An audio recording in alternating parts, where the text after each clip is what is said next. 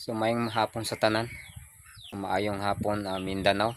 So guys, wa pa nawala ang mga kasubo nato nga tungod sa nahitabo sa Cebu, tungod sa dakong trahedya nga mao ang linog kaniabot sa Cebu. So luoy pa kayo ang mga tao dito karon sa Cebu mga ka-idol. Ug karong adlaw dire na po sa tuwa karon sa Mindanao. So grabe mga ka-idol, so daghan ako nakita mga video karon labi na gid side karon sa Davao Oriental mga ka-idol. So grabe dito ang pinakakusog nga linog yun.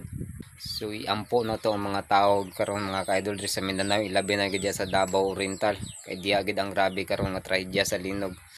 So diri ka sa amoa karon mga ka-idol diri sa North Cotabato, dili kay siya ingo nga ingato ka kusog karon sa Davao Oriental nga grabe ka kusog.